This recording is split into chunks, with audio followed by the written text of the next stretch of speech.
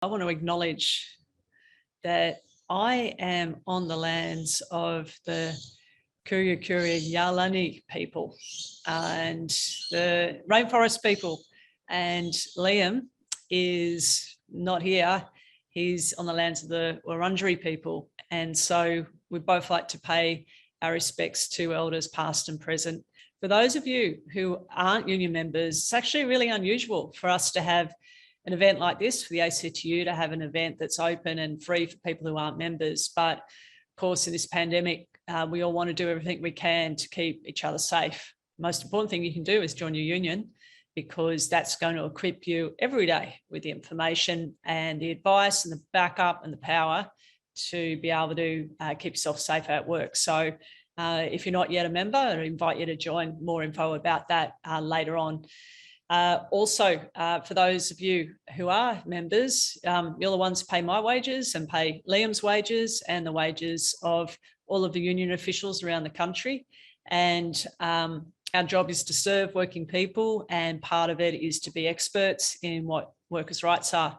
Liam's a particular expert in work health and safety, so it's great that he's here. He's the Assistant Secretary of the ACTU, and I'm the Secretary of the ACTU. So we are going to take you through today the basics of and some questions. And I wanted to say that lots of people submitted questions earlier on and over the last week, and we tried to incorporate answers in the presentation today. So hopefully your question will get answered. If it's a question that's particular to your workplace, and often they are when it's got to do with health and safety, really it's your union who'll be able to help you with that, because that level of detail can't be dealt with obviously here.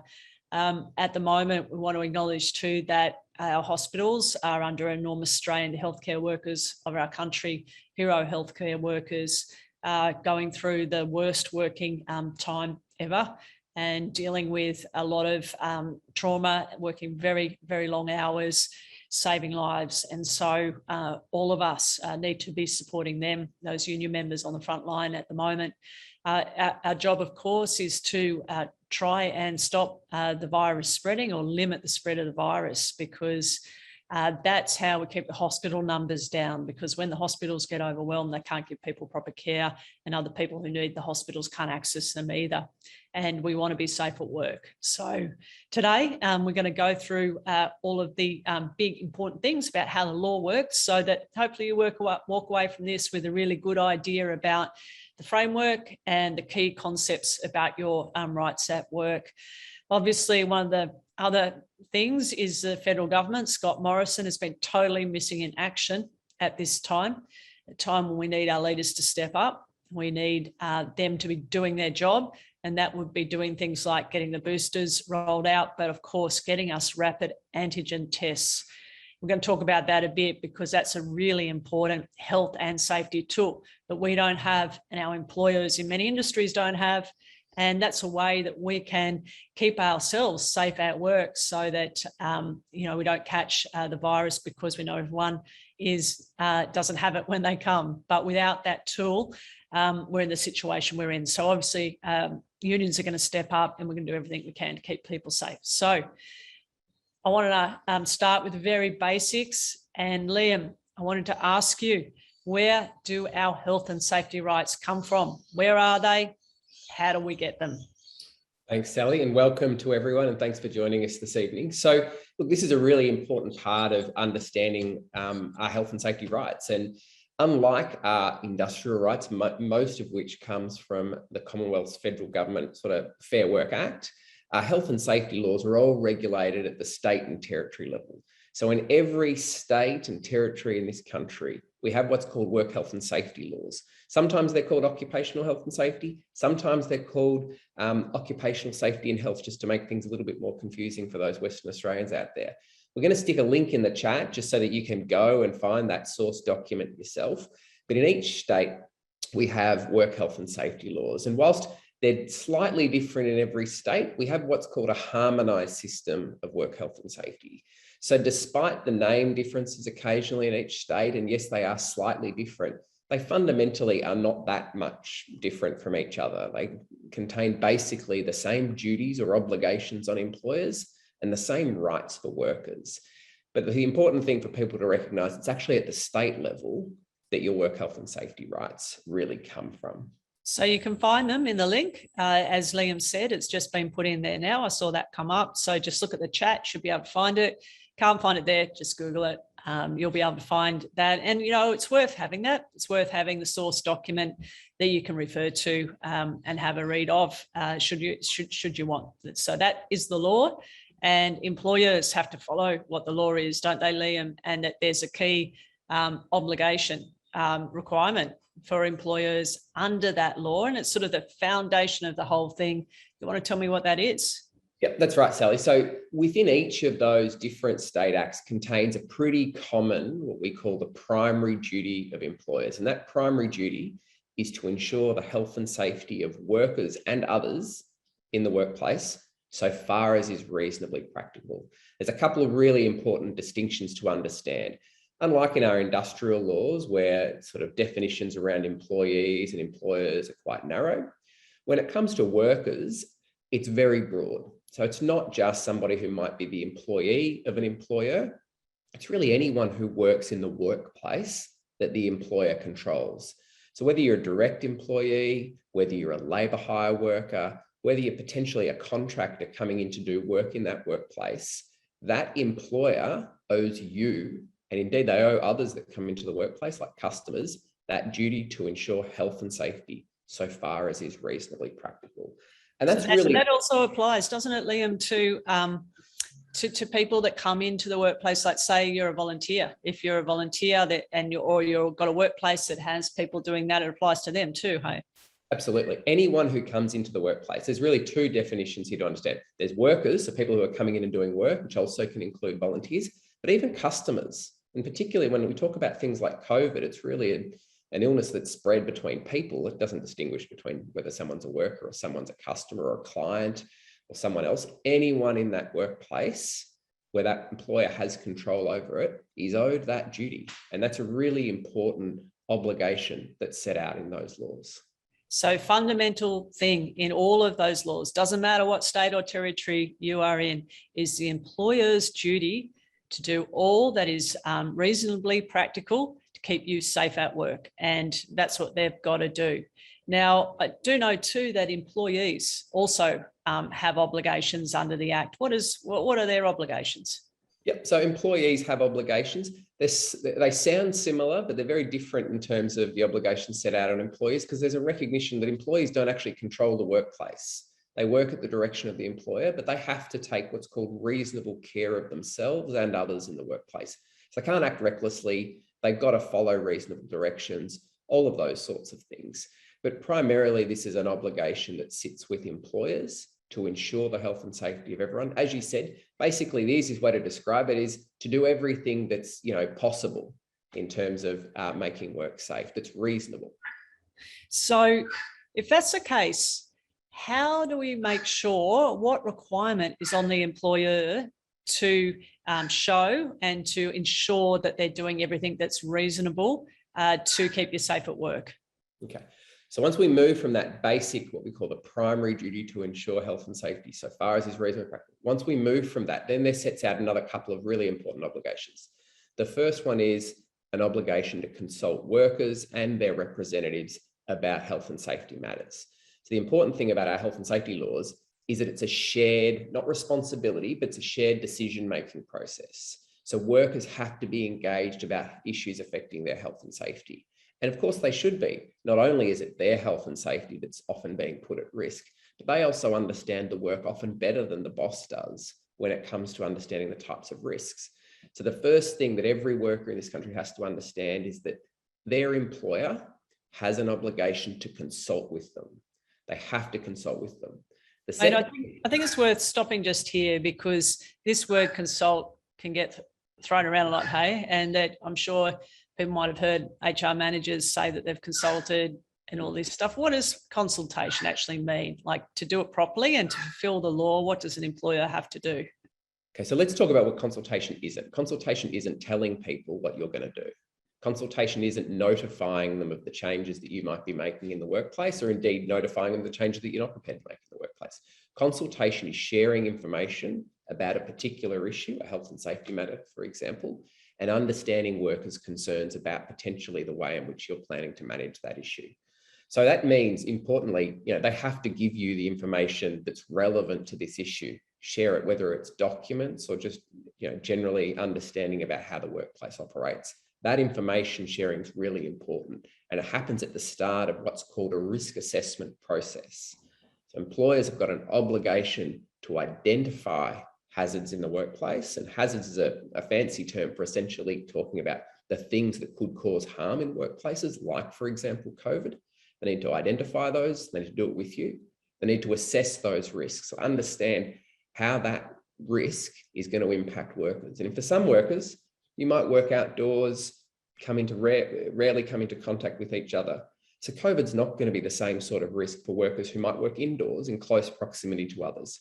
So it's about having a conversation with workers and their representatives, whether it be their union, their health and safety rep that's been elected by workmates, or indeed just the workers that are affected by a particular issue, and understanding those risks and how you plan to control them. And controls we'll get to a little bit later, but that's a really important way of basically saying how we're going to minimize or ideally eliminate your exposure to a particular issue.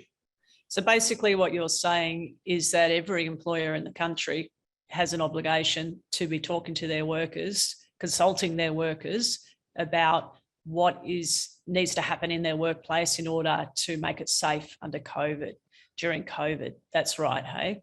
And it doesn't mean necessarily, just to be clear, because lots of workplaces will have lots and lots of workers, that an individual sort of like sit down with every employee and the boss and talk to everyone about their views necessarily, is it? It's about consulting with representatives or individuals if there are no representatives. Is that correct? Correct. And within the health and safety legal framework, there's a process for doing that. And ideally, in the best case scenario, you've got workplaces that are well organized. They've got what's called elected worker representatives, health and safety representatives that are, well distributed in the workplace, that deals with things like different departments or different shifts, so that workers can access those representatives. And the employer uses those health and safety reps to do a lot of that consultation. That's the best practice. That doesn't mean in the absence of a health and safety rep that the employer doesn't have to consult. They've got to go through a process where they're genuinely trying to engage with workers about a particular issue. All right, so tell us more about this risk assessment, because it's a pretty sort of key thing that has to happen. The employer with workers, they've got to do this risk assessment. And tonight we're talking about the pandemic, about COVID. Just walk me through like what a risk assessment would actually look like in real terms. Okay, so while I do this, we're also going to pop I see it's already happened, we'll put the fact sheet in the chat. That really steps out the process. And risk assessments are about a process in a workplace. And I touched on the steps before. It's about identifying the hazards, so identifying how COVID might get into the workplace and how workers would be exposed to it. They're assessing the types of risks that presents to workers, bearing in mind that even with Omicron, which is considered not as severe as its previous variants, is still a severe illness, and in many cases will cause severe illness and even death. So it is, workers are at significant risk when it comes to exposure to Omicron. Thirdly, they have to think about the ways in which they can stop those risks from happening, and if they can't stop them, how they're going to minimize the chances of them happening. And they're what we call controls. And then the fourth one is this regular reviewing process, where all of these things, your plan to managing COVID in the workplace, is regularly reviewed to make sure that it's working.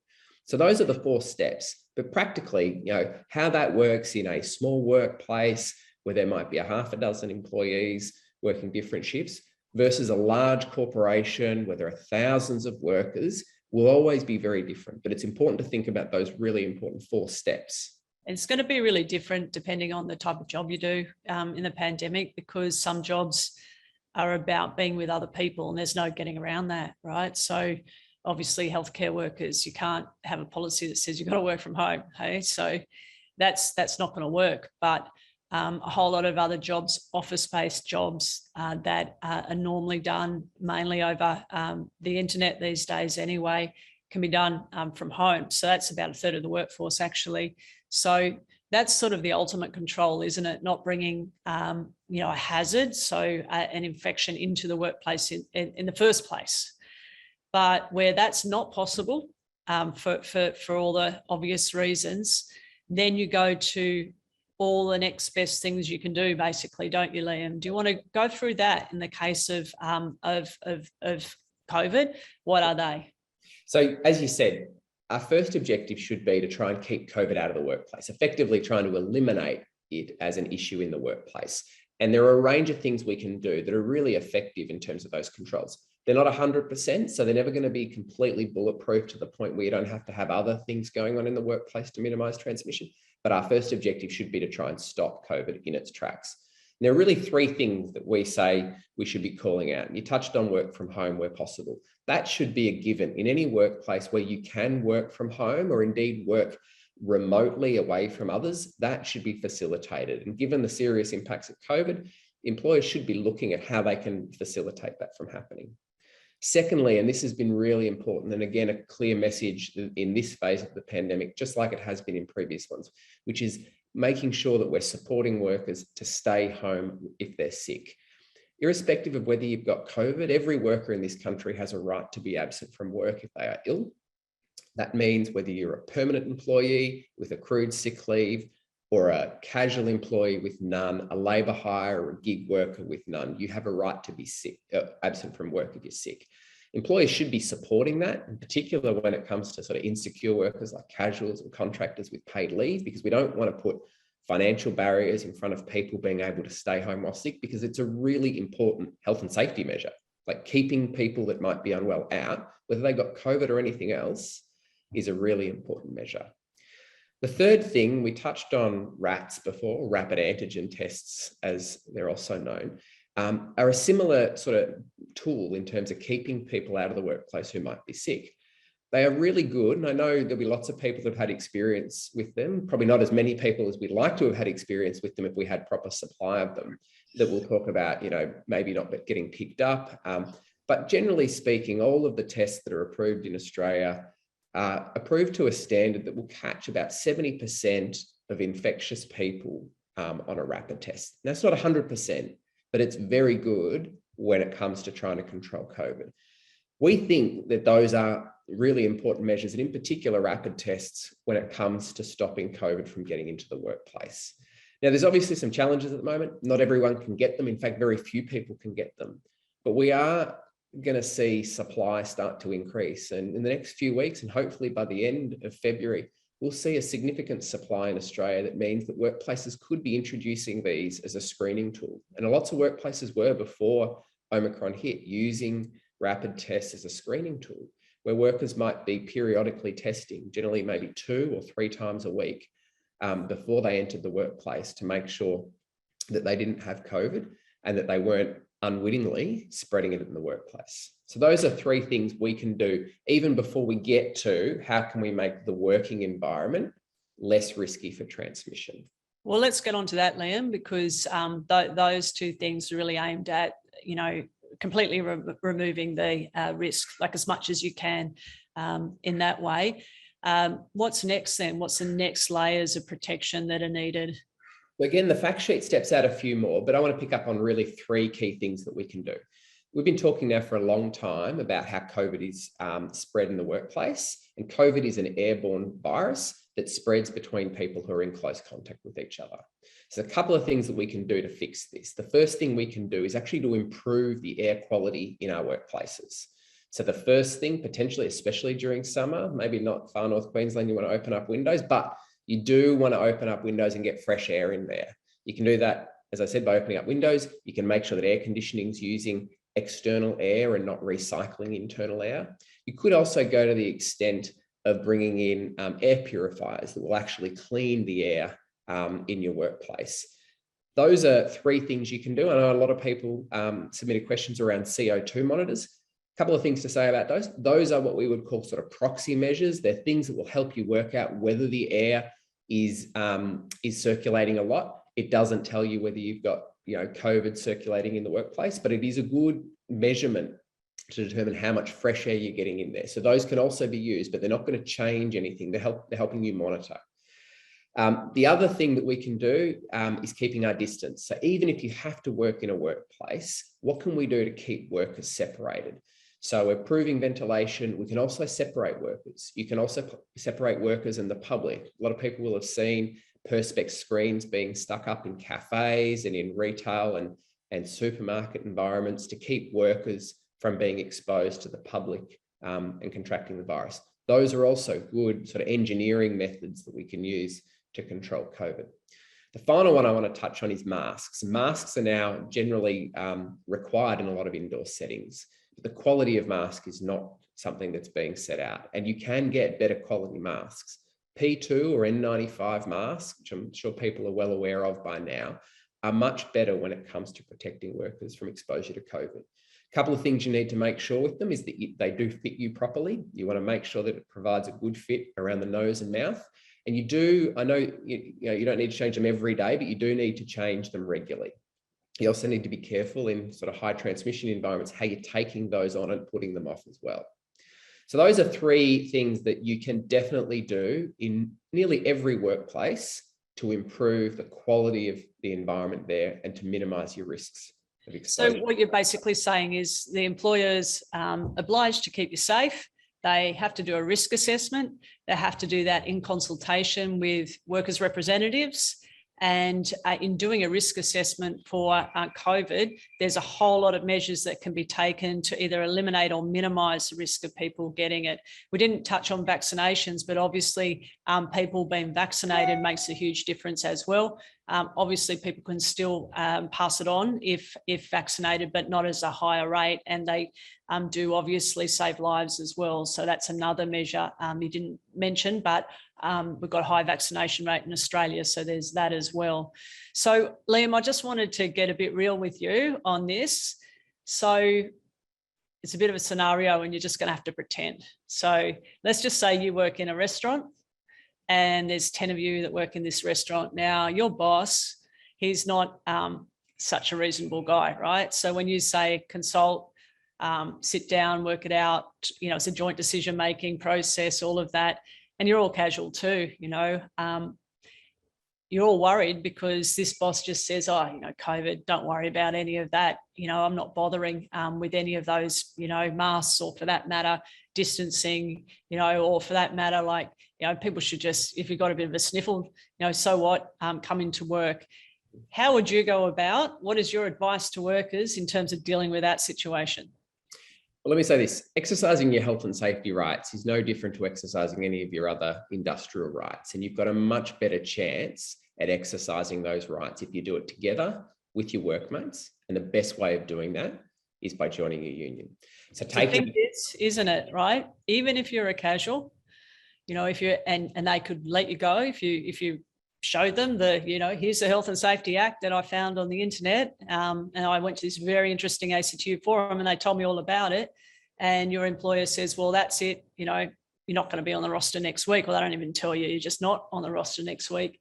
If everyone is doing it and it's on behalf of all 10 people in that restaurant, can't sack everyone, can they? No, and they need people to work the next day. So they'll absolutely take you a lot more seriously. That's not to say that they'll agree to every demand, and you've got to make sure that you work together with your workmates to make sure that happens. But the fundamental principle is we are stronger if we stick together. The other thing is when you're a union member, you're backed up by people who know all about the law, and also all the collective money going together is to defend those people who've got unreasonable bosses as well. So that's the first thing you do, join the union and you do all of that. And then in that restaurant, what would be the types of things that would need to be put in place in terms of looking after yourself there? We talked about some of them already, and I would argue that in workplaces like hospitality, there are a lot of controls that could be introduced. And obviously, we want to make sure that we're improving ventilation, and there's changes that can be made in every workplace about improving ventilation. But there's also things that we can do to support workers, as I said before, to stay home while sick. So it might be sitting down with employers and working out ways and how can we support workers who might be unwell. Obviously, using rapid tests when they come back. And whilst you'll have the public coming in there who won't be being rapid tested, you're going to be in contact with your workmates a lot more. So by controlling that risk of exposure with your workmates is also going to be a really effective tool. Should go back a bit because remember we talked about your employer is obliged to keep you safe and they've got to do all that's practical and reasonable to do so. Now, at the moment, no one can buy these RATS tests. Like none of us can. Our employers can't. Good employers can't buy them. Bad employers can't buy them. What does that mean then? You know, are they breaking the law? They're not breaking the law at the moment. So what's important is that when supply improves, and it will improve over the coming weeks, it will be a measure that can be used in a lot of workplaces. And we want to make sure that as many workers are aware of that right and can put in place rapid testing programs in their workplaces to make sure that we keep COVID out of work as much as possible, because that is the most effective control. The more we can... Who pays for them then, Liam? Well, like with anything, so I was going to touch on this before, but whether it be a rapid test or an N95 mask or an air purifier, any work health and safety matter is to be paid for by the employer, by the person who is controlling the workplace. That might be the employer, it might be the building manager if it's an air conditioning unit that needs to be changed because it's not drawing in external air and it's only recycling internal air. The other thing I wanted to say is that, Liam, once you've spoken to the other 9 people at your restaurant and everyone's joined their union, they can then elect, can't they, a health and safety representative. And it's not just a term that we made up, it's in the law too, isn't it? And if you're a health and safety representative under those acts, under those laws, you've got rights, don't you? And protections from being sacked. And that's why union workplaces are safer, because there's these structures that are in place to tell me about the rights of health and safety reps. Better than that, you've not just got rights to exercise powers, you've got rights to go and learn as well. So in workplaces, workers can elect a health and safety rep. In fact, they can elect multiple health and safety reps depending on how big and how diverse the workplace is. So not the HR manager, not the boss, the workers elect who they want to represent them. Yep, so workers can come together and say, we want to have this many work health and safety reps because we've got this many different departments or shifts or however you want to do it. It's got to be something that makes sense. It's got to be reasonable, all of that. Those workers then determine who their health and safety reps are. And those health and safety reps have got both rights, as I said, to exercise in workplaces, and I'll touch on their powers in a minute, but they've also got the right to go and learn, to do a 5-day course at a trainer of their choosing, whether it be the union or someone else. Often our trades and labour councils in each state run health and safety rep training. And they can learn about all these things that we're trying to cram into a 35, 40-minute session. You can get 5 days to learn about. The employer's got to pay for it. You need to be released from work. So let's say, right, you've been elected, Liam. I'm sure you would be elected, the health and safety rep of this excellent restaurant you work at. And we've still got this unreasonable boss, and he's refusing to consult you over doing a risk assessment. He's just refusing, saying, I don't care. What can you then do? So I've got a couple of really important powers. And the first thing that's really important is I've got all my workmates sticking together and supporting me in doing this. I can issue 2 things. I can issue what's called an improvement notice that would actually require the employer to sit down and deal with some of the issues. And whether that's been their failure to consult, their failure to undertake a proper risk assessment, or indeed their failure to introduce one of the many controls that we've put forward to try and minimize exposure to COVID. I do that in writing. The employer's got 7 days to deal with it. The only one who can essentially tell them I don't have to is your work health and safety regulators in each state. So whether that's WorkSafe in Victoria, Safe Work in New South Wales, or they have very similar names around the country. The second thing I can do as a health and safety rep is issue a cease work. If something is dangerous, represents a serious imminent threat to workers' health and safety, I can stop work from happening. Again, that's a really important power. It's also one that's best done when you've got the support of your workmates. But that makes things pretty real for the employer. I mean, we talked about going into the boss's office and making sure that they take it seriously. Well, I can tell you, they take you a lot more seriously if at the end of the day, you've got a legal right not to go and do the work. Someone's got to go and serve up that food. Someone's got to go and take orders at those tables. So these are some of the basic powers, which are actually a lot better in our work health and safety laws than they are when it comes to our industrial laws. You can legally withdraw your labour a lot easier when it comes to your health and safety rights than it is when it comes to your industrial rights. So let's just say this employer, like they know that, there's public health orders and that everyone's got to wear masks when the customers are around. But they say, listen, when you're out the back, when you're in the kitchen, when you're doing all these other things, don't wear a mask. It's ridiculous. And, we're not going to be supporting that. You'd have a right as a health and safety rep to issue a cease work order, and everyone could refuse to do that because it would be putting you at risk, your health, by him refusing to do something so simple in that circumstance. Yep, absolutely. I think the important thing also is that in each different environment, there'll be different types of issues. And, it might be that you're working in a hot kitchen and wearing a mask is really uncomfortable. You need to come up with other solutions to how you're going to deal with that issue. So there'll be lots of variation. The point is that workers need to be consulted about this. It's not the boss's final decision about it. They have to consult you, and they've got to go through that process of assessing risk. Thanks, Liam. You are very informative and an excellent health and safety rep. Thank you for all of that wisdom and knowledge you gave us today. There's just 3 final things. First of all, everyone, getting those RATS tests, getting them free and accessible to everyone will make a massive difference to us at work, for working people at work, because if you can test at the beginning of your shift, and if you're positive and not go to work, that's going to stop it spreading at work. So it's a way, as Liam talked you through, a high level control to make work safe. But the thing is it's also about our community, our friends, our family, everyone being able to have access to that. We don't want people not being able to get them because they can't afford them. And also we've got these massive problems with supply. And this is because our Prime Minister has not stepped up. Surprise, surprise, missing in action. So we need everyone's help to keep the pressure on. There's a whole lot of things happening at the moment. Every day the pressure is on Scott Morrison, and we've seen him back down in the past when he's not made the right decision. He's had to reverse it, like JobKeeper, which we achieved, the trade union movement, at various times, like paid pandemic leave and others. So we've got to do this again. So that's why we need your help.